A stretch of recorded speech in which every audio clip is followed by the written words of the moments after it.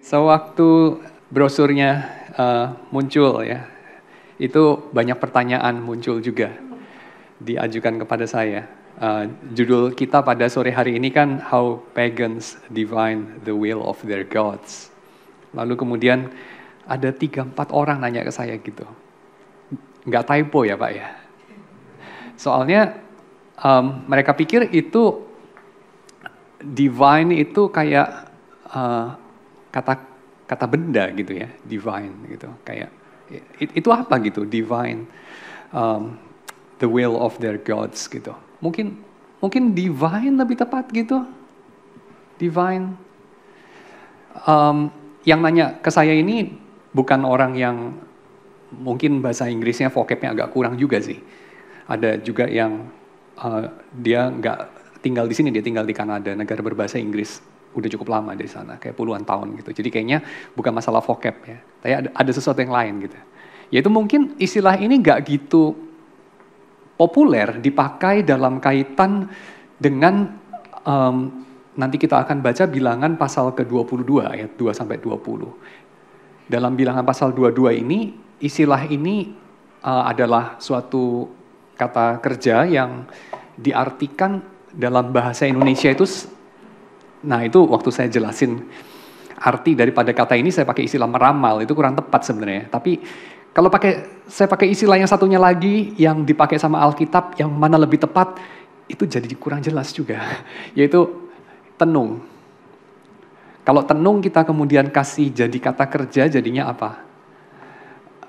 Bagaimana orang-orang kafir menenung pikiran Allah mereka gitu ya. Kayak jadi lebih aneh lagi gitu kan. Menenung gitu ya. Kita nggak pernah dengar. Nanti nggak typo ya Pak ya. Mungkin maksudnya menenun ya Pak ya. Atau merenung atau apa gitu ya. Tapi oke, kita ngerti sekarang. Divine itu menenung. Tapi menenung itu apaan ya? Nah itu nanti kita akan lihat ya. Karena rupanya konsep ini nggak populer. Kenapa nggak populer? Alasannya mungkin di satu sisi bikin kita lega dan senang. Di sisi yang lain mungkin bikin kita juga agak was-was jadinya. Kenapa lega dan senang? Kenapa agak was-was? Nanti kita lihat ya setelah kita baca bagian Alkitabnya. Kita baca dulu bilangan pasal 22 yuk. Bilangan pasal 22 ayat 2 sampai dengan 20. Balak bin Zippor melihat segala yang dilakukan Israel kepada orang Amori. Maka sangat gentarlah orang Moab terhadap bangsa itu, karena jumlahnya banyak. Lalu muak dan takutlah orang Moab karena orang Israel. Lalu berkatalah orang Moab kepada para tua-tua Midian, tentu saja laskar besar itu akan membabat habis segala sesuatu di sekeliling kita, seperti lembu membabat habis tumbuh-tumbuhan hijau di padang. Adapun pada waktu itu Balak bin Zippor menjadi raja Moab. Raja ini mengirimkan utusan kepada Bileam bin Beor ke Petor di tepi sungai Efrat, ke negeri teman-teman sebangsanya untuk memanggil dia dengan pesan, ketahuilah ada suatu bangsa keluar dari Mesir, sungguh sampai tertutup permukaan bumi olehnya dan mereka sedang berkemah di depanku. Karena itu datanglah dan kutuk bangsa itu bagiku, sebab mereka lebih kuat daripadaku. Mungkin aku sanggup mengalahkannya dan menghalaunya dari negeri ini, sebab aku tahu siapa yang kau berkati, dia beroleh berkat, dan siapa yang kau kutuk, dia kena kutuk. Lalu berangkatlah tua-tua Moab dan para tua-tua Midian dengan membawa upah penenung. Setelah mereka sampai kepada Bileam, disampaikannya kepadanya pesan Balak. Nah, upah penenung di sana, istilah penenung itu dalam ASV diterjemahin itu pakai divine gitu. Jadi itu satu hal yang kita akan pelajari pada malam hari ini. Bukan belajar menenung ya, tapi maksudnya belajar menenung itu apa dan gimana gitu. Lalu berkatalah Bileam kepada mereka, bermalamlah di sini pada malam ini, maka aku akan memberi jawab kepadamu sesuai dengan apa yang akan difirmankan Tuhan kepadaku. Maka tinggallah pemuka-pemuka Moab itu pada Bileam. Kemudian datanglah Allah kepada Bileam serta berfirman, siapakah orang-orang yang bersama-sama dengan engkau itu? Dan berkatalah Bileam kepada Allah, Balak bin Zippor, raja Moab, mengutus orang kepadaku dengan pesan, ketahuilah ada bangsa yang keluar dari Mesir dan permukaan bumi tertutup olehnya. Karena itu datanglah, serapahlah mereka bagiku. Mungkin aku akan sanggup berperang melawan mereka dan menghalau mereka. Lalu berfirmanlah Allah kepada Bileam, janganlah engkau pergi bersama-sama dengan mereka, janganlah engkau mengutuk bangsa itu, sebab mereka telah diberkati. Bangunlah Bileam pada waktu pagi lalu berkata kepada pemuka-pemuka Balak, "Pulanglah ke negerimu sebab Tuhan tidak mengizinkan aku pergi bersama-sama dengan kamu." Lalu berangkatlah pemuka-pemuka Moab itu, dan setelah mereka sampai kepada Balak, berkatalah mereka, "Bileam menolak datang bersama-sama dengan kami." Tapi Balak mengutus pula pemuka-pemuka lebih banyak dan lebih terhormat dari yang pertama. Setelah mereka sampai kepada Bileam, berkatalah mereka kepadanya, "Beginilah kata Balak bin Zipor, janganlah biarkan dirimu terhalang-halang untuk datang kepadaku. Sebab aku memberi upahmu sangat banyak, dan apapun yang kau minta daripadaku, aku akan mengabulkannya. Datanglah dan serapalah bangsa itu bagiku." Tetapi Bileam menjawab kepada pegawai-pegawai Balak, "Sekalipun Balak memberikan kepadaku emas dan perak seistana penuh, aku tidak akan sanggup berbuat sesuatu yang kecil atau yang besar, yang melanggar titah Tuhan Allahku. Oleh sebab itu baiklah kamu pun tinggal di sini pada malam ini, supaya aku tahu apakah pula yang akan difirmankan Tuhan kepadaku." Datanglah Allah kepada Bileam pada waktu malam serta berfirman kepadanya, "Jikalau orang-orang itu memang sudah datang untuk memanggil engkau, bangunlah, pergilah bersama-sama dengan mereka. Tetapi hanya apa yang kufirmankan kepadamu harus kau lakukan." Oke, jadi kita lihat di sini ada tokoh yang namanya Balak. Dia itu siapa? Dia itu raja ya. Raja bangsa apa? Bangsa Moab ya, bangsa kafir. Allahnya siapa? Kalau Moab. Bangsa Moab, Chemosh, diantaranya Baal, Allah-Allah asing lah ya, Allah-Allah yang kejam. Oke, mereka punya teologinya mereka lah. Allah itu seperti apa dan bagaimana pemerintahannya atas dunia ini. Dan tokoh yang kedua ada di sini siapa? Bileam. Bileam itu siapa? Bileam itu orang Israel, orang bukan Israel, dia itu apa? Gak dijelasin di situ ya. Kemungkinan besar dia bukan orang Israel. Tapi ada indikasi juga dia mengatakan Tuhan Allahku, apa dia orang Israel juga? Lalu di sisi yang lain kita melihat, loh kok Tuhan ngomong sama dia? Kan gitu ya. Tapi Tuhan ngomong sama orang bukan Israel itu sih bukan hal yang asing di dalam perjanjian lama. Karena Tuhan itu bukan Allah yang kuper ya. Tuhan bukan kayak orang anak-anak gerejaan yang cuma ngomong sama sesama orang Kristen gitu kan. Tuhan tuh gak kuper ya. Tuhan tuh ngomong sama siapa aja ya. Bener gak? Dan dia itu ngomong misalnya sama Fir'aun kan. Bener gak sih? Sama Abimelek. Kalau dalam Kejadian ya kan. Dia ngomong juga di sini sama Bileam. Walaupun Bileam bukan orang Israel, gak ada masalah sama sekali. Ya, jadi Bileam ini siapa? Gak begitu jelas sih, gak dijelasin dalam cerita ini Bileam ini siapa. Dalam arti kebangsaannya di mana gitu ya. Tapi yang pasti dia itu adalah orang yang biasa dibayar untuk melakukan ini, tenung. Sesuatu hal yang kalau dipraktikkan sama umat Israel hukumannya mati. Jadi Bileam itu orang Israel bukan? Kemungkinan besar sih bukan ya. Karena dia itu profesinya melakukan sesuatu yang hukumannya mati di dalam hukum Musa. Sementara Musa juga masih hidup. Jadi kira-kira mungkin gak sih dia orang Israel? Gak di ngomong sih, tapi secara implisit kayaknya bukan ya. Soalnya itu profesi, jelas kok. Raja aja datang sama dia, bawa duit, bawa orang-orang penting mengawal titahnya dia, permintaannya dia. Kamu bisa bayangin. Ini raja loh, Balak itu raja, bukan bupati, bukan gubernur, raja dia. Dia bilang orang itu mati gitu. Lalu datang kepada Bileam ini, bawa pengawal banyak gitu ya. Dia sendiri gak datang sih, cuma nyuruh orang, dan bawa duit gitu. Lalu ketika ditolak permintaannya, dia bukan marah. Dia bukan bilang, "Bileam kurang ajar kamu, sini bawa sini Bileam, saya penggal dia." Enggak loh. Dia bawa duit lebih banyak lagi. Oh kurang sesembahannya. Jadi artinya apa? Bileam ini tukang tenung yang papan atas banget. Nomor 1 lah kayaknya. Yang nyari raja kok. Dukunnya raja dia itu. Dukunnya raja yang menyembah Chemosh. Jadi artinya dia bukan orang Israel lah ya. Kemungkinannya kecil banget lah dia orang Israel. Walaupun dia menyebut Yahweh. Namanya Tuhan itu transliterasinya kan Yahweh ya. Sebagai Allahnya. Ya Yahweh kan bisa dianggap sebagai Allahnya siapa saja juga ya sebenarnya ya kan. Kalau orang itu mengaku Yahweh sebagai dia punya sesembahan ya kan. Gak harus itu orang keturunan Israel atau dia itu warga daripada Israel kan. Betul ya. Jadi seperti itu. So, tokoh yang kedua ini Bileam. Lalu situasinya apa? Situasinya Balak itu menghadapi rakyatnya takut sama Israel karena kalah jumlah. Israel tuh banyak banget, ya, menutupi bumi, dan mereka itu ketakutan. Agak mirip juga sih dengan ketakutannya orang Yeriko ya sama Israel, yang diwakili sama Rahab kan. Masih ingat Rahab ngomong sama para spies itu ya, sama Mossad yang dikirim sama Musa waktu itu kan.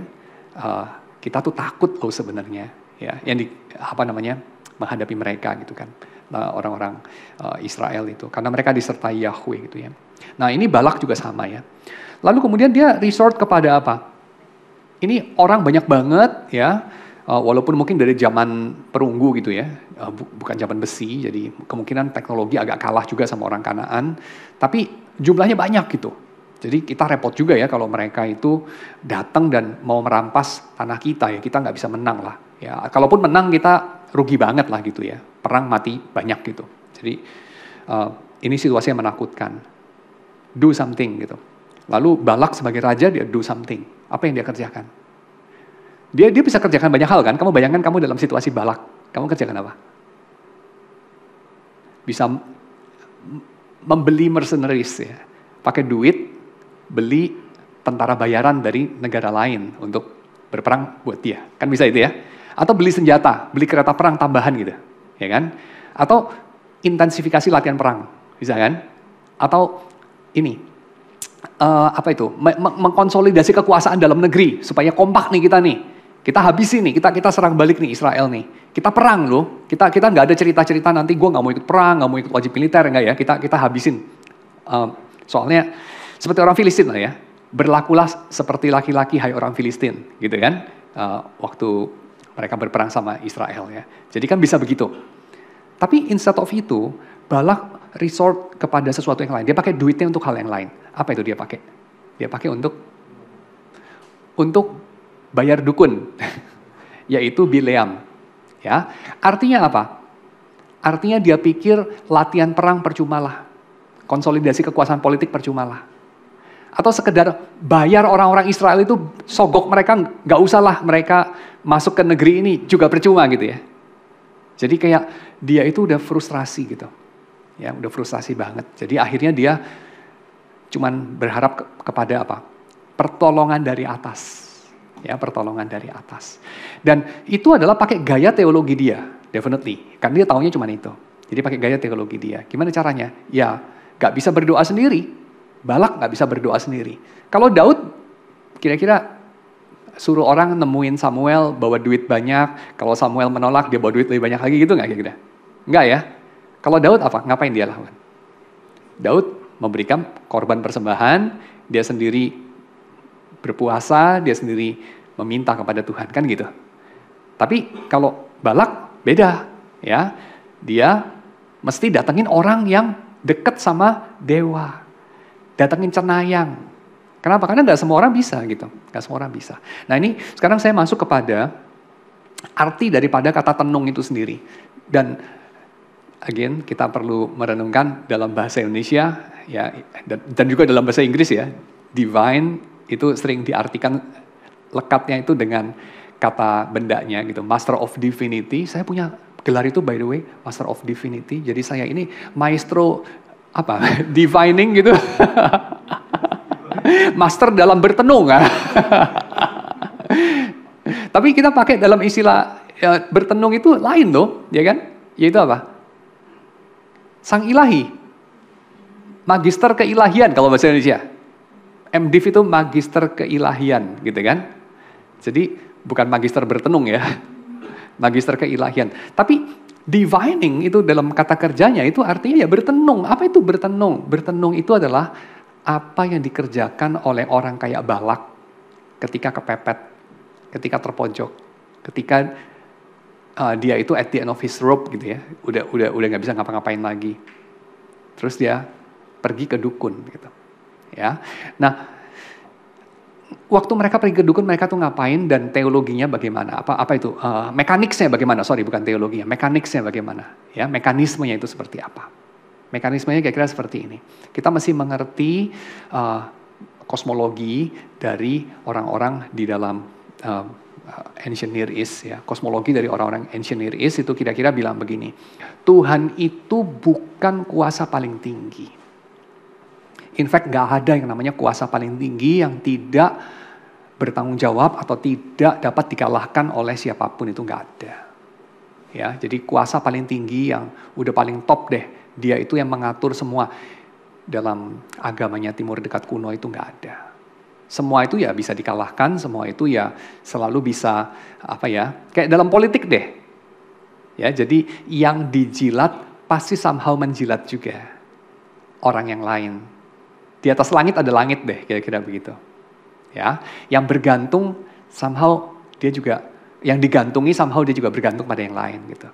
Ya, jadi cuman itu jejaring aja gitu. Ya, jadi kayak lu jilat dia juga jilat yang lain, dia juga jilat yang lain, dan kayak gak berujung karena kayak nanti muter juga gitu, kayak jejaring gitu. Kayak dalam politik lah, dalam politik kan gitu ya, gak ada yang benar-benar paling tinggi gitu. Sehingga ketika para dewa itu, dia itu ingin kehendaknya terjadi, dia itu gak bisa straight mendeklarasikan jadilah kehendakku itu langsung jadi, itu gak bisa. Ya, ada chances dia itu gagal, kalah, sehingga ceritanya juga jadi seru ya kalau dibikin jadi dongeng gitu kan. Ceritanya jadi seru dengan caranya tertentu. Dan itu semua adalah karena apa? Karena adanya ini, meta divine substance. Meta divine substance. Ada substansi meta ilahi yang mana segala sesuatu berasal, tapi substansi itu juga tak punya pikiran sebetulnya. Ya. Kira-kira logik paling dasar daripada sihir dan tenung adalah itu. Ada sejenis substansi, entahlah itu hukum, entahlah itu benda, entahlah itu kekuatan, the force, whatever. Tetapi itu sesuatu yang somehow bisa dimanipulasi dengan berbagai cara. Biasanya itu adalah dengan pengetahuan. Kalau lu tahu tekan tombol yang mana, lu bisa manipulate itu untuk keuntungan lu. Ya, jadi mantra yang mana, sihir yang mana, ritual yang mana, tindakan yang mana, nanti meta divine substance itu akan memihak lu. Ya, dan dia sendiri juga nggak punya keinginan sih. Ya, meta divine substance itu macam-macam lah. Ini cuma sebutan dalam teologi aja biar bisa cover banyak hal ya, meta divine substance itu. Entahlah itu mau dibilang anangke ya, entahlah dibilang takdir, mau dibilang apalah, kekuatan, the force, whatever. Tapi itu sesuatu yang bahkan dewa-dewa pun somehow tunduk sama itu. Cuma derajat tunduknya beda-beda gitu. Dewa itu dewa karena ya dia lebih hebat lah daripada lu. Ya, tapi dia itu ya tetap bisa celaka juga, ya bisa celaka juga. Kalau ada orang yang mengerti bagaimana memakai meta divine substance ini. Dan orang-orang seperti Bileam adalah orang yang mengerti bagaimana cara memakai meta divine substance ini. Dia tahulah mantranya, dia tahu ritualnya, mungkin dia dekat sama orang dalam, punya koneksi, jadi dia bisalah memakai itu untuk menggolkan minat dia. Dan orang-orang seperti Balak definitely nggak bisa punya akses itu. Ya, ataupun kalau mau ya tetap mesti latihan, mesti puasa dulu, ritual dulu, dan nggak tentu bisa juga. Jadi mendingan bayar aja lah, lebih gampang ya. Jadi bayar si Bileam ini. Dan dari logik itu kemudian mereka datang kepada Bileam dengan banyak uang, dan disebutkan oleh penulis kitab Bilangan itu adalah uang apa? Uang untuk bertenung. Ya, dikatakan di situ dalam Bilangan pasal 22 itu ayat yang ke-7 ya. Lalu berangkatlah para tua-tua Moab dan para tua-tua Midian dengan membawa di tangannya upah penenung. Ya, upah penenung. Nanti itu dilipat gandakan upah penenung itu. Jadi buat mereka itulah caranya. Ya, kamu tahu keahlian yang saya tidak tahu, kamu bisa kasih saya satu service yang saya tidak bisa miliki sendiri, saya tidak bisa capai sendiri, yaitu menggerakkan para dewa supaya nasib berubah. Ya, dalam hal ini memberikan berkat, mendatangkan kutuk. ya, memberikan berkat, mendatangkan kutuk. Lalu ini adalah sesuatu yang kira-kira Tuhan merasa apa? Tuhan merasa apa?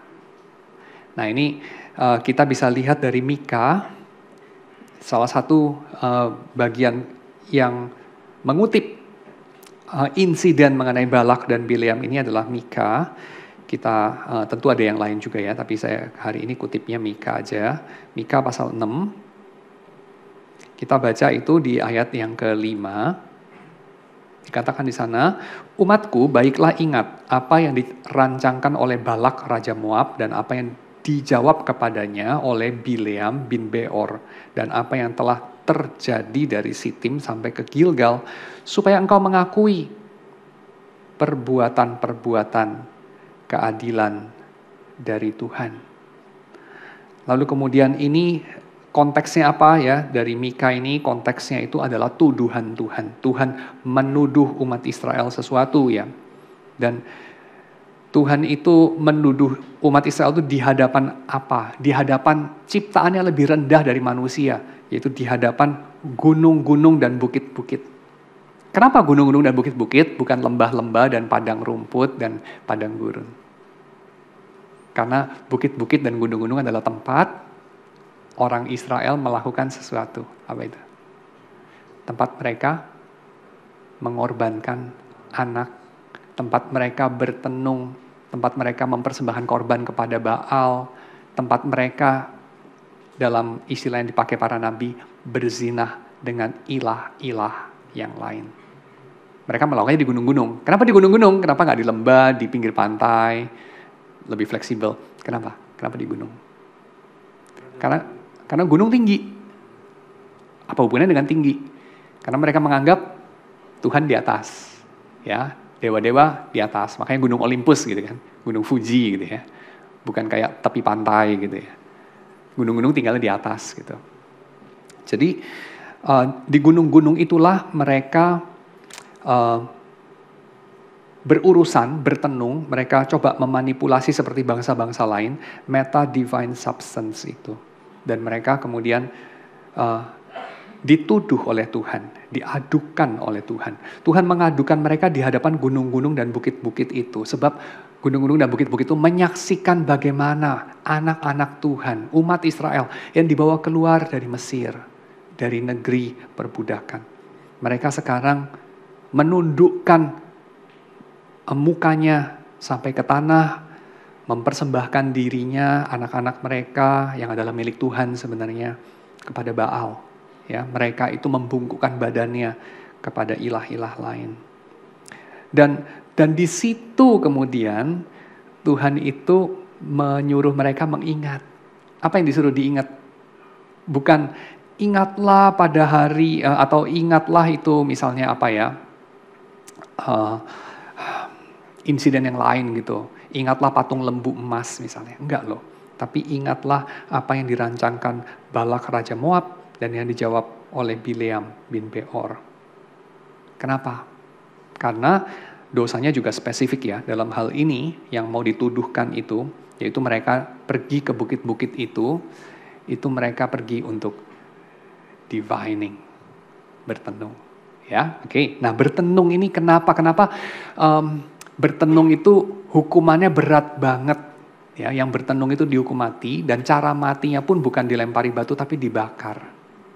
Jadi itu kayak dalam hukum Musa itu salah satu yang paling serius lah, kalau bukan yang paling serius. Kenapa? Dan nanti saya akan tunjukkan bagaimana kita sering nyerempet bahaya ini juga bertenung. Ya, bertenung itu adalah usaha orang-orang kafir untuk mereka itu mengetahui pikiran dari ilah mereka. Jadi kenapa mereka perlu mengetahui pikiran dari ilah mereka? Orang kafir itu coba untuk mencari tahu isi kepala, isi otak, isi hati dari ilah-ilah mereka. Tapi kenapa? Kita coba untuk simpati dulu ya. Kalau kita nggak simpati kan kita nggak ngerti. Ya, kita perlu simpati dulu. Nah, supaya kita simpati, saya kasih satu jembatan hermeneutisnya itu kayak gini kira-kira. Kamu itu sebenarnya gini, gimana ya? Kita ini cenderung suka mengikuti berita-berita mengenai kekuasaan, walaupun kita tidak suka sama oknum-oknum yang berkuasa. Benar apa enggak benar? Contohnya, kita tuh suka mengawasi berita-berita soal atau perang di Ukraina dengan Lord Putin di situ dan segala macam. Ngapain lu ngikutin berita itu? Kan nggak langsung kena lu kan? Tapi kenapa kamu mengawasi itu?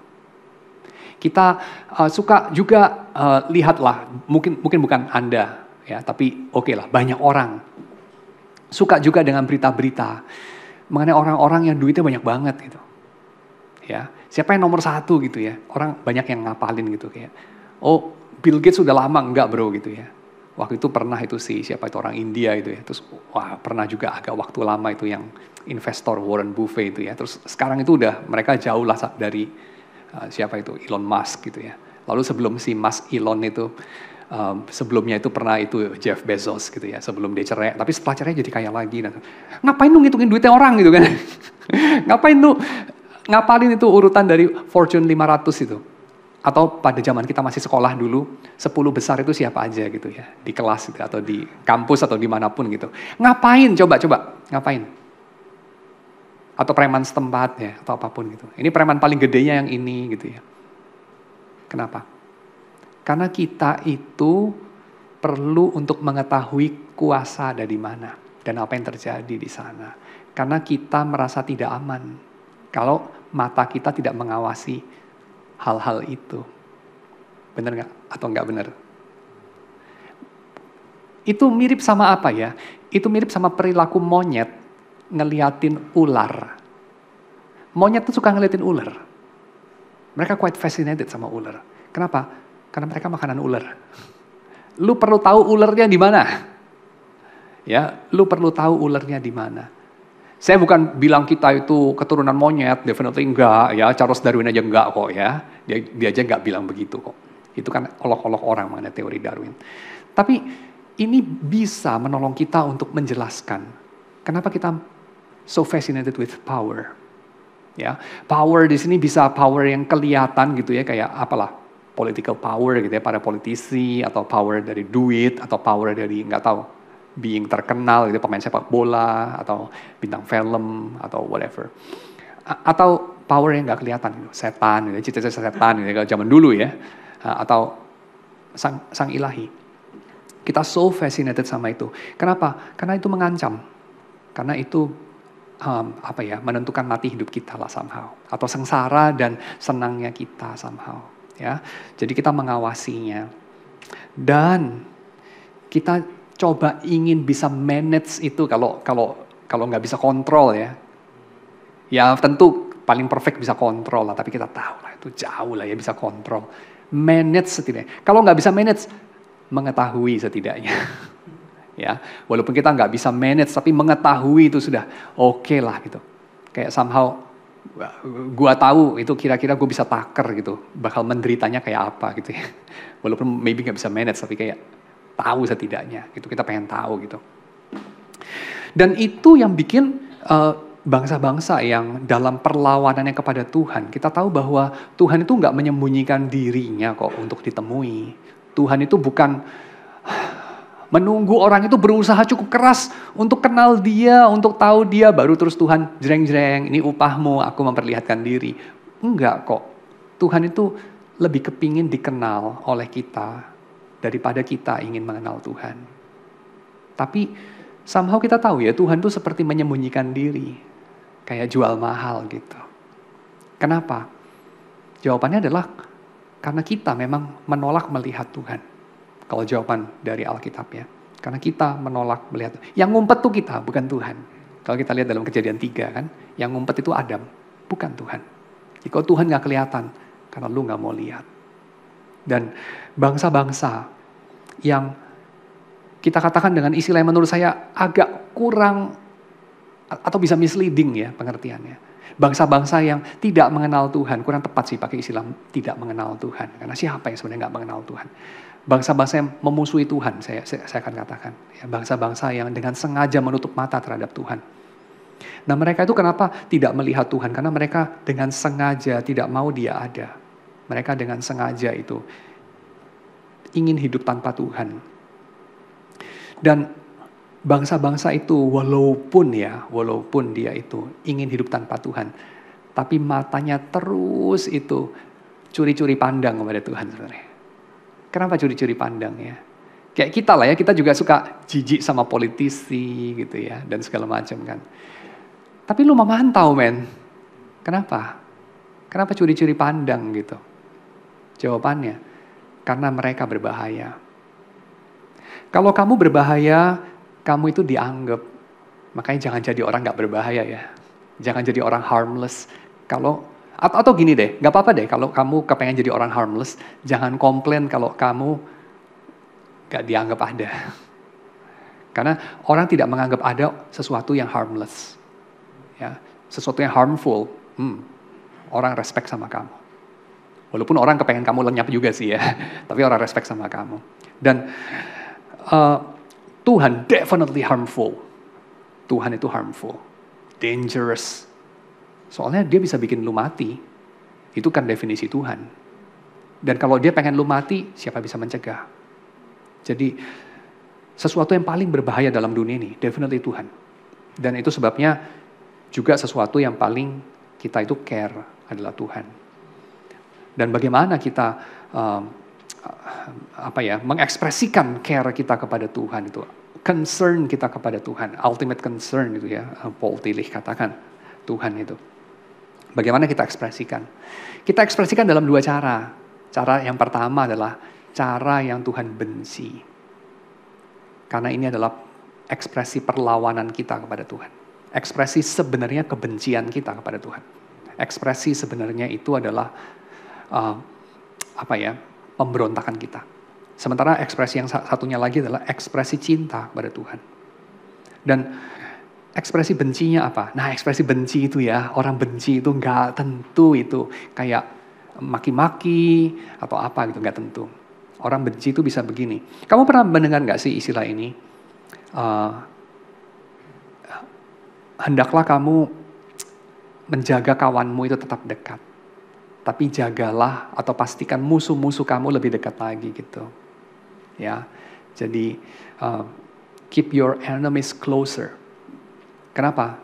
Karena dengan demikian kamu bisa mengawasi dia gitu. Ya. Dan kita mungkin melakukan itu kepada Tuhan. We keep God closer by trying to climb into His mind. Ya, coba baca itu di dalam benak Tuhan itu. Kita memanjat masuk ke batok kepala Tuhan. Kita coba lihat itu Tuhan cara kerja pikirannya gimana gitu. Itu namanya divining God's will. Kita pengen tahu inner working Tuhan, kita pengen tahu mekanik Tuhan. Karena kita itu benci sama Dia. Karena Tuhan itu unpredictable. And yet nasib kita di tangan Dia. Maka kita itu diam-diam pengen tahu Dia itu siapa. Kita tentu gak mengekspresikan bahkan kepada diri sendiri bahwa kita benci Dia lah ya. Masa benci Tuhan. Kan kita jadinya malu, jadinya takut, kualat juga, jadinya merasa bersalah juga. Tentu kita repress itu, kita tolak bahwa kita membenci Tuhan. Tapi saya kira Zacharias Ursinus dengan jujur mengatakan ya, kita itu pada dasarnya membenci Tuhan kok.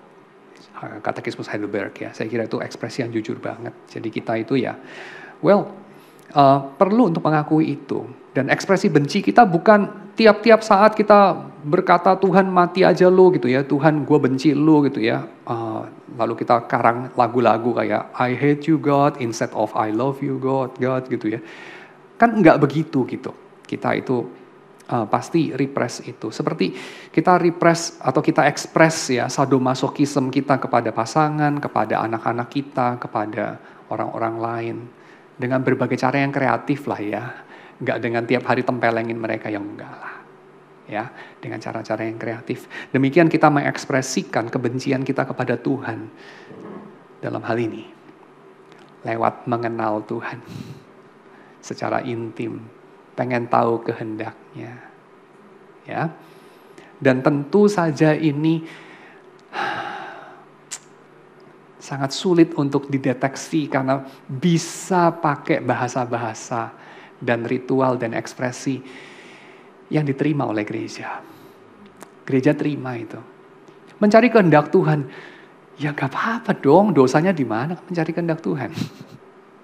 Ini kan bukan berjudi, narkoba, mukulin orang, berzina, kan bukan itu. Mencari kehendak Tuhan, dosanya di mana. Tapi mencari kehendak Tuhan itu bisa merupakan ekspresi membenci Tuhan. Ya. Karena yang dicari bukan kehendak Tuhan, tapi yang dicari ini menguasai Tuhan. Lewat teologi yang salah, kosmologi yang salah, yang kita warisi dari, saya kira mungkin mayoritas dari bangsa-bangsa ya, yaitu bangsa-bangsa yang tidak mengenal Tuhan. Bangsa-bangsa pagan itu ya, bangsa-bangsa pagan. Dan kita ini orang-orang Kristen adalah orang-orang pagan yang ditarik oleh Tuhan ke dalam terang. Kita jangan lupa itu. Dan kita masih hidup dalam dunia yang pagan juga. Kita ini menjumpai ya kayaknya hampir selalu lah dalam setiap zaman itu, nggak pernah itu orang Kristen itu mayoritas. Even sampai sekarang loh ya. Sementara yang namanya kekristenan tuh jumlahnya kan naik terus sebenarnya. Kita tuh bukan ya memang sih turun ya, kalau kayak di beberapa region di Eropa itu turun. Tapi secara global tuh naik terus loh. Dari 10 tahun yang lalu kita udah naik ratusan juta loh. Ya. Tahun 2010 menurut datanya CIA itu adalah, bukan karena saya orang CIA definitely, karena saya googling. Tahun 2010 itu orang Kristen 2,2 miliar. Per sekarang itu 2,4. Kan naik 200 juta ya, secara kasar. Jadi itu, naik gitu. Memang di Eropa turun, tapi di Brazil kan naik, ya, di Amerika Latin naik, di Afrika naik, di Asia Tenggara, di Asia naik secara umum. Ya, jadi sebenarnya naik in global ya. Tapi nggak pernah kita mayoritas loh. 2,4 miliar kan nggak mayoritas. Benar nggak sih? Nggak mayoritas dalam artian apa sih? Jumlahnya itu lebih dari separuh gitu kan? Enggak kan? Kita nggak pernah itu lebih dari separuh. Pernah nggak? Nggak pernah. Ya. Jadi ya wajar saja kalau kita itu mendapati dunia kita ini ya dunia pagan. Ya nggak sih? Jadi kamu jangan kaget-kaget gitu. Kalau cara mikir orang, kenapa lu pagan begitu? Ya iyalah. Dan cara mikir kita sendiri, dan cara beroperasi kita sendiri. Karena kita memang basically dikatekisasi nggak hanya oleh gereja. Kita dikatekisasi oleh TV, buku cerita, komik, ya, ngobrol sehari-hari. Berapa persen itu yang theologically correct? Dikit lah, ya. Jadi nggak usah heran lah kalau kita menjumpai jejak-jejak paganisme dalam cara kita beroperasi, termasuk dalam cara kita beroperasi relatif terhadap Tuhan.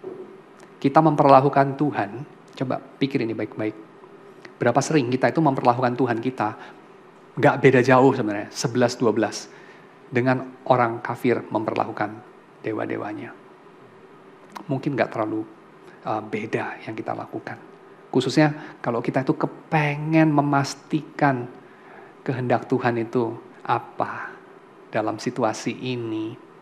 Ya, seolah-olah Tuhan itu jadinya ya, seperti sedang menyembunyikan kehendaknya. Karena kan definitely Tuhan tuh gak kasih tahu kita dengan detail gitu. 1 jam ke depan yang gue mau itu lu ngambil bis yang warna ungu bukan warna biru gitu ya. 1 jam ke depan gue pengen lu ngomong sama si A bukan sama si B gitu kan. Kan Tuhan gak mengungkapkan dengan cara begitu most of the time. Bener gak sih? Bukan berarti Tuhan gak bisa cara begitu. Bisa definitely. Bukan berarti Tuhan gak pernah. Pernah definitely.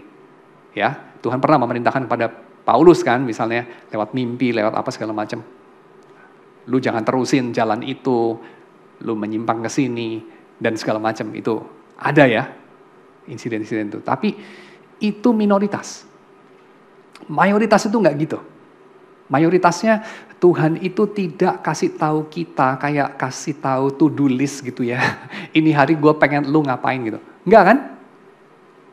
Lalu kalau kita cari itu artinya apa? Artinya kita pengen paksa Tuhan dealing sama kita dengan cara yang dia sendiri itu most of the time tidak pakai cara itu. Jadi kira-kira kalau mau ngomong kasarnya Tuhan bisa ngomong dari sorga gitu. Yang Tuhan tuh gue apa lu? Ya. Bosnya di sini tuh gue apa lu gitu. Jadi kalau lu ngatur-ngatur gue gitu, gimana cara gue dealing sama lu? And yet itu die hard kan ya. kayak susah banget gitu matinya gitu. Kita terus aja kayak begitu. Buktinya apa? Buktinya sesi-sesi mencari kehendak Tuhan itu tetap peringkatnya paling atas gitu. Karena kita itu memang kekafirannya juga die hard lah ya, susah diberantas gitu. Dan ini akarnya apa? Akarnya satu sih, kita pengen jadi Tuhan. Ya, kita pengen jadi Tuhan. Dan di antara orang-orang Israel, banyak yang tertarik sama itu. Kalau kita pikir ya, orang Israel itu dalam sejarah mereka itu sebagai bangsa, sebenarnya dalam ceritanya Alkitab ya, kita exclude cerita-cerita setelah perjanjian baru. Dalam ceritanya Alkitab, sekian ratus tahun lah mereka itu jadi bangsa Israel itu. Periode mereka setia sama Tuhan tuh yang mayoritas atau periode mereka itu menyimpang dari Tuhan yang mayoritas sebenarnya. Menyimpang lah ya. Periode mereka setia sama Tuhan tuh kayaknya periode zamannya Yosua itu kan. Setelah Yosua mati dan orang-orang yang sezaman sama Yosua mati kan itu basically sampai ke sono-sono itu kan. Mereka menyimpang lah. Oke lah zamannya Daud, let's say itu pun kan juga nggak diceritain orang-orang lain selain Daud ya. Zamannya Salomo kan balik lagi ya. Dan segala macam. Jadi ya tentu ini cerita umat Tuhan loh. Jadi bangsa-bangsa itu melihat itu kepada umat Tuhan untuk keselamatan. Dan ya yang dilihat itu, yang diharap-harapkan. Itu kayak begitu. Jadi kita juga jangan heran kalau kita sebagai orang Kristen. Itu memang ada banyak banget ya jejak-jejak kekafiran kita. Oke, jadi bagaimana kita harus dealing dengan itu? Yang pertama kita mengakui ya, kita coba untuk, kita minta Tuhan untuk menunjukkan kepada kita dalam hal apa kita sebetulnya itu dealing sama Tuhan seperti bangsa-bangsa asing dealing sama dewa-dewa mereka. Yaitu ingin ngatur-ngatur Tuhan, ingin mengendalikan Tuhan. Ya, lewat yang paling halus ingin mengetahui. Dan kita bungkus itu pakai bungkus kado yang bagus ya. Saya ingin mengetahui kehendak-Mu Tuhan. Really kehendakku. Apa yang aku sukai? Ya, kayaknya enggak sih. Kenapa? Karena kalau itu udah jelas. Yang dikehendaki Tuhan tuh udah jelas. Ya. Yang dikehendaki Tuhan misalnya dalam kitab Mika itu ya. Apa itu? Apakah yang dituntut Tuhan daripadamu? Dalam kitab Mika pasal 6 ayat yang ke-8 setelah Tuhan memperingatkan mereka akan dosanya Bileam itu ya. Yang dituntut Tuhan itu tidak lain daripada berlaku adil, mencintai kesetiaan, berjalan atau hidup dengan rendah hati di hadapan Allahmu. Itu aja, dan itu kan kayaknya udah jelas ya. Yang dikehendaki Tuhan itu adalah engkau mengasihi Dia, Tuhan Allahmu dengan segenap hatimu, segenap kekuatanmu, segenap jiwamu, dan mengasihi sesamamu seperti dirimu sendiri. Itu yang dikehendaki Tuhan. Tapi kita mau kan lebih dari itu. Kita pengen tahu, jadi gue mesti belinya Toyota atau Hyundai kan itu. Rugi gak gue kalau belinya Hyundai gitu ya? Rusak gak dalam 5 tahun ke depan gitu. Kita pengen tahu itu gitu. Tapi itu adalah cara daripada bangsa-bangsa kafir dealing sama Tuhan mereka. Yang tidak maha kuasa. Yang bukan sumber dari segala sumber. Bukan prima causa. Dan gak peduli-peduli amat sama lo juga. Karena Tuhannya bangsa-bangsa itu gak peduli sama bangsa-bangsa yang menyembah Dia. Relasinya itu butuh sama butuh sebenarnya. Relasi ilah bangsa-bangsa sama bangsa-bangsa yang memperilah mereka. Itu butuh sama butuh. Tapi relasi Yahweh sama Israel bukan butuh sama butuh. Tapi yang satu butuh, yang satu gak butuh. Kalau bicara soal kebutuhan. Yahweh kan tidak membutuhkan Israel. Israel kan membutuhkan Tuhan. Tapi relasinya tidak di-define sama butuh itu. Tapi relasinya di-define sama ini. Cinta, kemerdekaan. Tuhan itu mencintai Israel dan menginginkan Israel ada, walaupun gak ada gunanya sama sekali buat Dia. Ya, bukan karena butuh, Yahweh memanggil, menopang, menciptakan, caring sama Israel, mengikat janji. Enggak lah.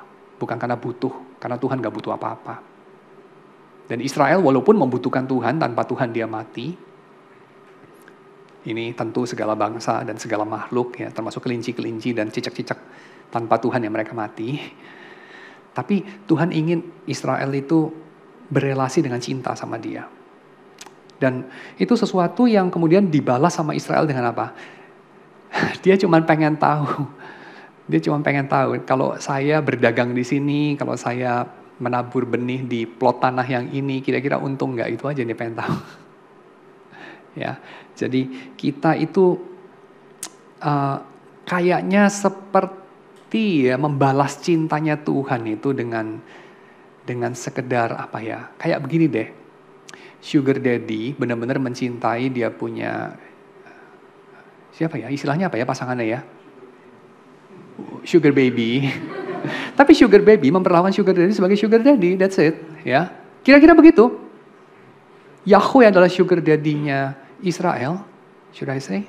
Not really sih ya, karena sugar daddy kayaknya juga cuman butuh ya, sama sugar baby-nya. Ya kan, butuh sama butuh ya, itu relasi yang evil I think. Tetapi Israel kan definitely itu tidak diperlakukan seperti sugar baby oleh dia punya Tuhan ya. Walaupun ya oke lah, kita pinjem istilah yang bengkok ini. Bahwa Yahweh itu ternyata sungguh-sungguh mencintai Israel. Tapi Israel memperlakukan dia sebagai apa? Mesin ATM itu doang gitu. Sebagai preman, sebagai sopir. Ya kayak pada umumnya sugar babies memperlakukan sugar daddies. Kira-kira begitu. Ya, so Israel memperlakukan Allahnya seperti bangsa-bangsa memperlakukan ilahnya. Tetapi Allahnya Israel memperlakukan Israel seperti apa? Kita tahu dalam peristiwa salib, Tuhan memperlakukan Israel seperti itu. Ya. Yaitu dia memberikan putranya yang tunggal, yang sangat dikasihi, yang tidak bercela itu, untuk ditukar sama Israel gitu ya, untuk dikorbankan, untuk dijadikan substitusi bagi pelanggaran umatnya. So, dan oke, sekarang kita masuk kepada jadi apa harapan kita ya? Ya para pagan ini punya banyak cara dikupas sama Bruce Waltke, saudara kalau tertarik. Ini yang saya bahas bukan dari Bruce Waltke ya, cuma di prompt sama itu. Tapi kalau saudara tertarik, dia detailing di sana cara-cara orang-orang pagan itu dealing dengan ilah mereka ya. Misalnya pakai apa itu? Rhabdomancy ya. Dia ambil contoh dari Yehezkiel pasal 21 ayat 21 ya. Lewat rhabdomancy itu ini panah ya, pakai anak panah menunjuk ke arah yang mana, lalu kemudian mereka mengikuti. Itu di situ Tuhannya mengarahkan kemana. Lewat astrologi yang juga populer di antara kita ya, Yesaya pasal 47 ayat 13 itu bicara mengenai astrologi. Pakai terafim, tentu istilah ini saudara tahu ya, terafim daripada Laban dicuri sama Rahel. Lalu macam-macam yang lain ya, kayak apa itu hidromancy di dalam Kejadian pasal 44 ayat 5 itu piala yang dipakai sama Yusuf untuk bertenung. Masih ingat ya, dia bertenung pakai satu piala. Kenapa? Karena piala itu kan dulu pakai tanah ya bikinnya, gerabah gitu. Bukan keramik di glasir tapi kayak gerabah gitu. Dan setelah dipakai buat minum, biasanya minumnya anggur, lalu kan ada jejaknya di situ. Nah, jejaknya itu dibaca gitu. Nanti menentukan nasib daripada si orang itu masa depannya kayak apa gitu. Dewa-dewa berkomunikasi lewat itu. Ya. Nah, itu saya nggak bahas lah detailnya, saudara bisa baca sendiri ya. Lalu juga membuang undi, Yunus pasal 1 ayat 7 itu ya. Orang-orang kafir itu coba mencari tahu Allahnya itu bagaimana menyatakan kehendaknya kepada mereka dengan detail itu lewat undi. Itu dalam cerita Yunus ya kan? Terus kemudian, tapi benar juga ya, Yunus memang biang keroknya gitu kan ya. Jadi memang itu cara yang mereka itu andalkan. Dan kenapa mereka mengandalkan itu? Karena sekali-kali benar juga, ya, bahkan bukan sekali-sekali, tapi kayak secara signifikan itu bisa menolong mereka. Kira-kira saudara pikir sendiri deh ya. Ini saya lempar aja ya. Hal-hal tahyul di tengah kita, dukun lah, apalah segala macam ya. Itu kenapa sih masih aja ada, udah ribuan tahun, kenapa masih aja ada? Ya karena bukan sama sekali omong kosong kan, kira-kira begitu ya. Bukan sama sekali tidak ada efeknya. Ada efeknya juga. Ya, ada efeknya juga, makanya beberapa orang mengandalkannya. Tapi tentu saja itu menyedihkan lah ya. Tentu saja itu menyedihkan, dan yang paling inti tentu saja itu sesuatu yang sangat amat menyakitkan hati Tuhan. Dan itu sesuatu yang masalahnya kita seringkali lakukan. Kita nggak pergi ke dukun sih ya, kita nggak main jailangkung lagi, walaupun saya bertaruh kalau saya tanya di sini siapa yang pernah main jailangkung, mungkin pernah ada juga ya. Tapi itu sesuatu yang kita lakukan kepada Tuhan dengan cara-cara apa? Dengan cara-cara seperti ini misalnya ya. Siapa di sini yang pernah melakukan misalnya buka-buka Alkitab kayak gini? Lalu kemudian ayat mana yang keluar gitu ya. Lalu kemudian Tuhan berbicara kepada saya. Gitu. Atau lihat berita gitu. Lalu dihubung-hubungkan, oh tadi khotbahnya kan tentang ini gitu ya. Lalu kita pakai itu sebagai satu bahan untuk bergumul. Satu contoh yang dipakai sama Bruce Waltke di situ adalah ada satu orang, dia itu akuntan ya, kerjanya kayaknya kalau akuntan kan kayak monoton banget gitu. Dan umur udah kayak mendekati 50 gitu kan, mulai krisis gitu ya. Hidup gue udah tinggal bentar lagi gitu ya. Lalu gue tuh udah bikin apa sih untuk kerajaan Tuhan gitu. Tiap hari itu jadi akuntan. Lalu kemudian satu hari melihat di TV itu ada berita mengenai suatu bencana alam di Haiti gitu. Atau di mana, saya agak lupa ya, Haiti mungkin. Lalu kemudian dia bilang kayak, wah Tuhan mungkin mengutus saya jadi misionaris itu ke Haiti gitu. Lalu kemudian dia ngobrol sama pastornya, terus ternyata mereka lagi ada bulan misi atau apa gitu ya. Lalu mereka mau pergi ke Haiti untuk kayak mission trip gitu. Lalu dia mulai berpikir untuk resign dari pekerjaannya, jadi misionaris di Haiti karena itu klop gitu ya, Tuhan menyatakan kehendaknya. Again, bukan berarti bahwa saya mengatakan tidak pernah terjadi seperti itu ya. Tetapi kita cenderung berpikir bahwa Tuhan hanya pakai cara itu atau terutama pakai cara itu untuk menyatakan kehendaknya. Dan dengan begitu kita sebetulnya mirip dengan bertenung, cuman bukan dengan menyebut nama Baal atau Chemosh, tapi menyebut nama Yahweh atau Yesus, itu aja. Tapi metodenya sama, tujuannya sama, perlakuannya sama. Dan pertanyaannya di sini, apakah bangsa-bangsa lain itu mencintai Allahnya? Apakah Allah bangsa-bangsa lain mencintai umatnya? Dan ketika kita memperlakukan Yahweh dan Yesus seperti bangsa-bangsa lain memperlakukan ilah-ilah mereka, apakah kita mencintai Tuhan dengan cara yang seperti Tuhan inginkan kita mencintai Dia? Dan apakah kita menerima dan percaya bahwa Tuhan mencintai kita seperti Tuhan mencintai kita? Ataukah sebenarnya hubungan yang butuh sama butuh? Yang mana itu sebenarnya distorted ya, karena Tuhan kan gak butuh kita. So,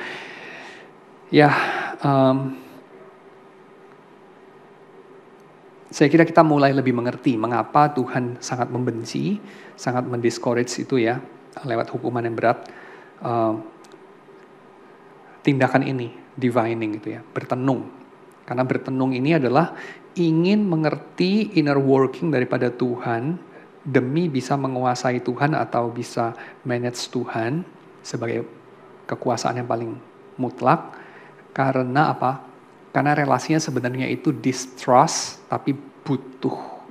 Distrust tapi butuh.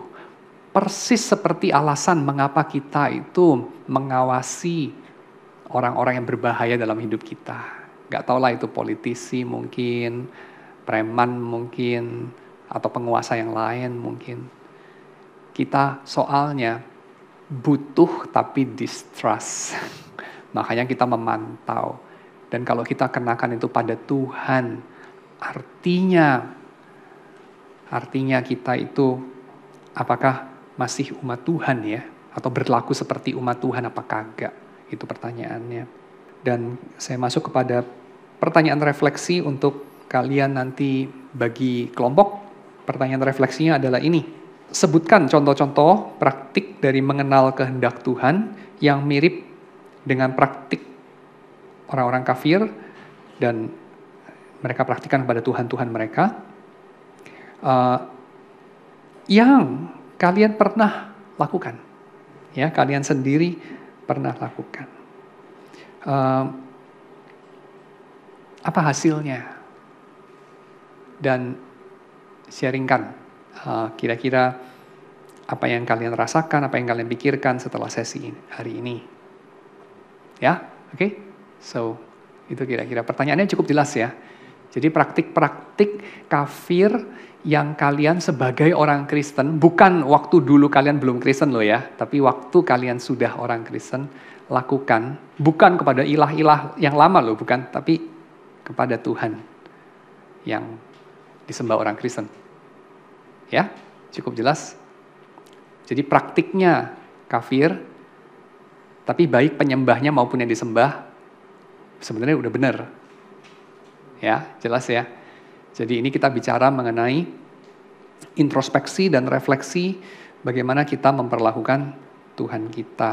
Nanti minggu depan kita baru masuk kepada elaborasi mengenai praktik seperti ini dalam perjanjian lama. Karena kita bisa mengatakan, kita bisa pada poin ini kita bisa protes gitu ya. Di perjanjian lama kan ada Urim dan Tumim. Benar gak sih? Di perjanjian baru kan Tuhan pakai mimpi juga, kasih tahu kehendaknya. Dan Matias ngomong-ngomong kan dipilih lewat membuang undi seperti orang-orang kafir di kapalnya Yunus. Sama kan membuang undi kan? Kenapa nggak boleh? Kan gitu. Oke? Nah, tapi sebelum hal itu kita berdoa dulu, lalu kemudian saya serahkan kembali kepada Ernie. Bapak, kami bersyukur untuk apa yang sudah kami dengar, kiranya Engkau yang memberkati firman-Mu, supaya kami sebagai anak-anak-Mu ini boleh mengerti seperti apa kami berelasi dengan Tuhan kami. Dalam nama Yesus kami berdoa. Amin.